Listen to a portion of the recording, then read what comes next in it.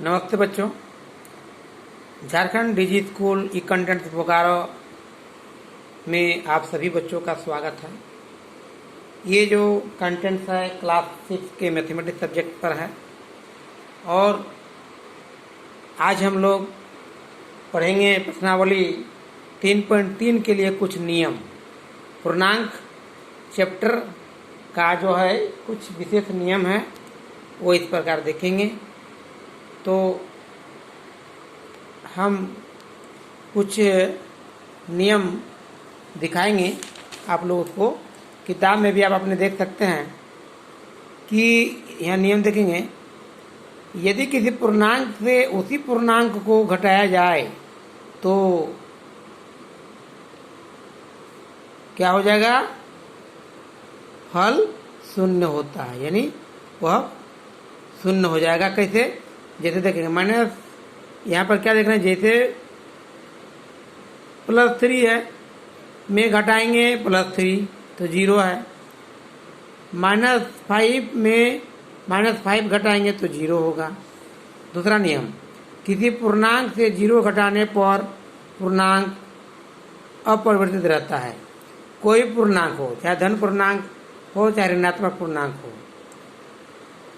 और जैसे धनात्मक पूर्णांक है +2, इसमें माइनस होगा 0 तो धनात्मक पूर्णांक ही बचता है +2। उसके बाद -6 है ऋणात्मक पूर्णांक, उसमें 0 घटाते हैं तो वही संख्या ऋणात्मक पूर्णांक प्राप्त होता है -6। अगला नियम है 0 से कोई पूर्णांक घटाने पर पूर्णांक का जोड़ का योज्य प्रतिलोम मिलता है। जैसे 0 में घटाएंगे धनात्मक पूर्णांक +3 तो क्या होगा? 3 का योज्य प्रतिलोम प्राप्त होगा, जैसे -3 प्राप्त होगा। 0 से यदि किसी भी संख्या को धनात्मक पूर्णांक को घटाएंगे या ऋणात्मक को तो उसका योज्य प्रतिलोम प्राप्त होता है। जैसे यहाँ देखेंगे, मान लीजिए 0 में -7 घटाएंगे तो क्या प्राप्त होगा? -7 का योज्य प्रतिलोम जो 7 होता है वो प्राप्त होगा। फिर अगला है ऋणात्मक संख्या का ऋणात्मक एक धनात्मक संख्या होती है। जैसे माइनस है उसका निकालेंगे -2, माइनस का -2, ये होल है जो ऑफ का काम करता है, गुणा का काम, मल्टीप्लाई का काम करता है। यानी minus into minus equal two plus में बदल करके ये धनात्मक पूर्णांक जो होता है 2 हो जाता है। माइनस होल -2 का जो होल -2 में जो होल देने के बाद बाहर माइनस है वो दोनों माइनस क्या हो जाएगा? प्लस में बदल जाता है। यानी ऋणात्मक संख्या का ऋणात्मक धनात्मक हो जाता है। अगला नियम है किसी पूर्णांक a के लिए क्या होता है कि धनात्मक चिन्ह के साथ ऑफ ये -a का होल रहता है तो -a ही प्राप्त होता है। और यदि माइनस बाहर में है और अंदर में -a का होल है, बाहर में प्लस ना होकर के माइनस रहता है तो यहाँ डबल माइनस यानी क्या हो जाता है? ए हो जाता है। माइनस दोनों प्लस में बदल जाता है। ऋणात्मक का ऋणात्मक धनात्मक होता है।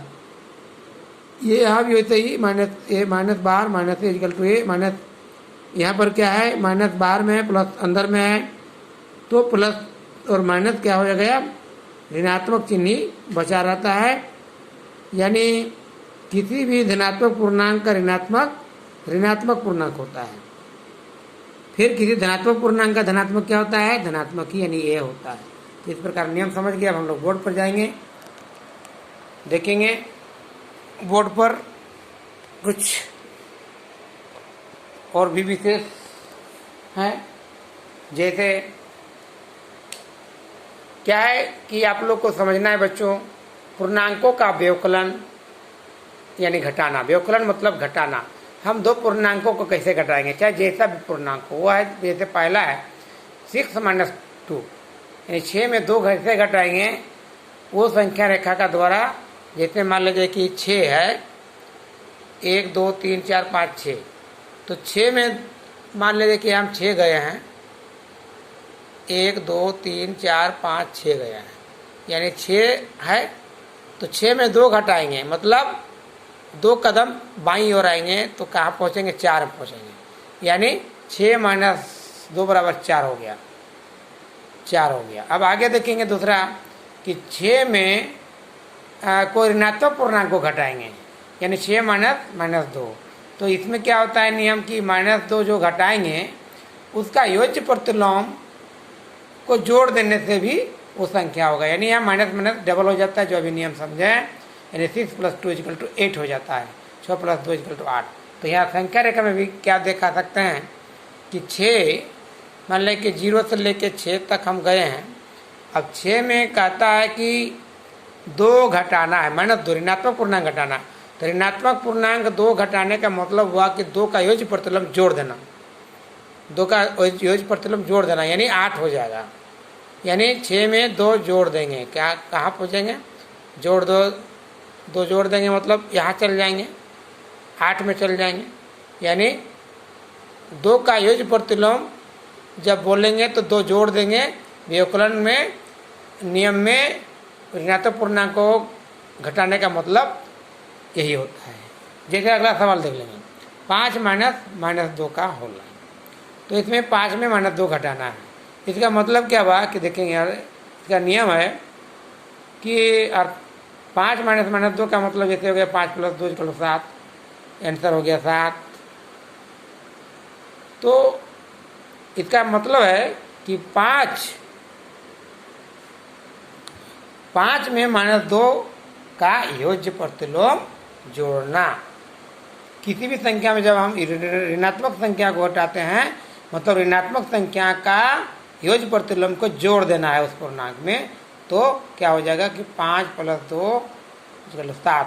इसको हम लोग मान लीजिए कि 5 है, 0 से लेके 5 में है, तो 2 जोड़ देंगे, कहाँ पहुँचेंगे, 7 में पहुँचेंगे, = 7 आंसर। तो ये हो गया। आगे देखें कुछ और नियम में समझें पहले से ही कि ऋणात्मक पूर्णांक का ऋणात्मक, यह है ऋणात्मक पूर्णांक -2, इसका ऋणात्मक करेंगे तो प्लस में बदल जाएगा, यानी +2, याद रखेंगे। फिर ये क्या है, ऋणात्मक पूर्णांक से ऋणात्मक पूर्णांक घटाएंगे तो 0 होगा, यानी सेम संख्या -5 में यदि -5 घटाएंगे, समान संख्या ऋणात्मक पूर्णांक घटाएंगे तो 0 होगा, -5 - -5 = 0। समझ गए। अब -3 असमान, यहाँ पर ऋणात्मक पूर्णांक है, जैसे -3 में -6 जोड़ना है, तो यह असमान ऋणात्मक पूर्णांक है, तो इसमें सीधे से क्या करना है, दोनों को जोड़ देना है। 3 और 6 9 हो गया। 2 ऋणात्मक पूर्णांकों का योगफल दोनों के योगफल के बराबर होता है और वो ऋणात्मक पूर्णांक ही होगा, क्योंकि बड़ी संख्या का चिन्ह माइनस है, वो चिन्ह तो उतरता ही है।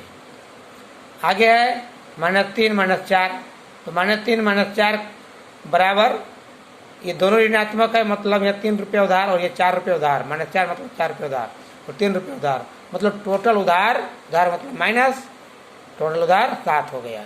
अगला नियम है, जैसे देखेंगे कि 2 में 5 घटाएंगे तो कितना बचेगा, क्योंकि 2 में 5 घटाएंगे मतलब +2 है, एक धनात्मक पूर्णांक, किसी भी धनात्मक पूर्णांक में ऋणात्मक पूर्णांक, किसी धनात्मक पूर्णांक में जब कोई पूर्णांक घटाते हैं तो जो पूर्णांक बड़ा होता है उसका चिन्ह आंसर फल में जाता है, और जो दोनों में अंतर होगा, 5 और 2 में जो अंतर होगा, 5 - 2 = 3, और ऋणात्मक पूर्णांक लगेगा।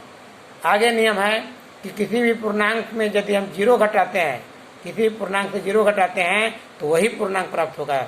जैसे 4 में 0 घटाएंगे 4 ही होगा वही। 5 में यह भी नियम वैसे भी है कि किसी पूर्णांक में यदि हम 0 जोड़ेंगे तो वही पूर्णांक प्राप्त होगा, चाहे ऋणात्मक पूर्णांक हो चाहे धनात्मक पूर्णांक हो। यदि 5 में -5 भी रहेगा तो आंसर में -5 होगा। 4 धनात्मक है, इसमें 0 घटाएंगे तो 4 जोड़ेंगे, यहाँ मान लीजिए कि 4 में 0 जोड़ेंगे भी तो भी 4 होगा। तो इस प्रकार समझ गए बच्चों। अब हम लोग थोड़ा सा एक्सरसाइज में आते हैं। एक्सरसाइज आप लोग देख लेंगे, ये आप लोग का बुक है जो 3.3 और इस चैप्टर का अंतिम प्रश्नावली 3.3, इसमें बहुत ही आसान सवाल है। पहला, जैसे इनके मान लिखिए, माइनस होल -10 का। तो इसमें क्या है कि ऋणात्मक पूर्णांक ऋणात्मक ज्ञात करना है। तो मतलब बोर्ड पर हल कर देते हैं।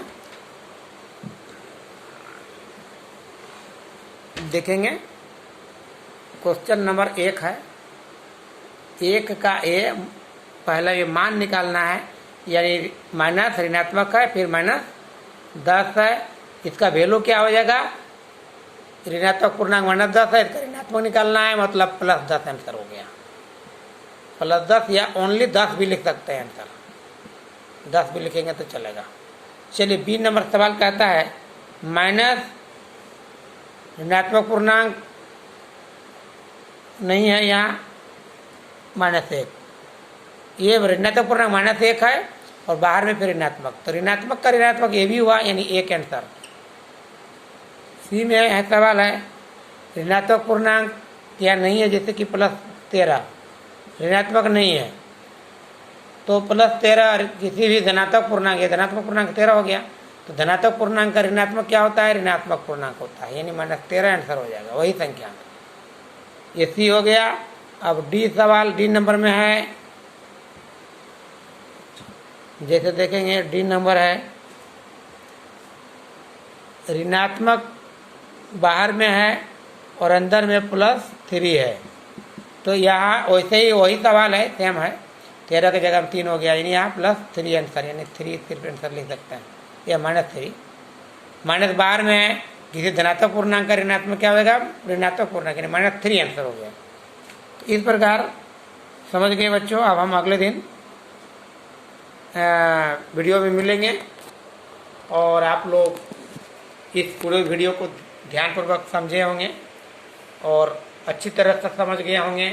अच्छा लगा होगा तो आप इसे शेयर करें दूसरे बच्चे को, दूसरे अपने फ्रेंड को भेजें, और जो है ये ज़्यादा से ज़्यादा बच्चे सीख पाएँ, समझ पाएँ। इतना ही इस वीडियो में। अगले वीडियो में फिर मिलेंगे। थैंक यू, धन्यवाद।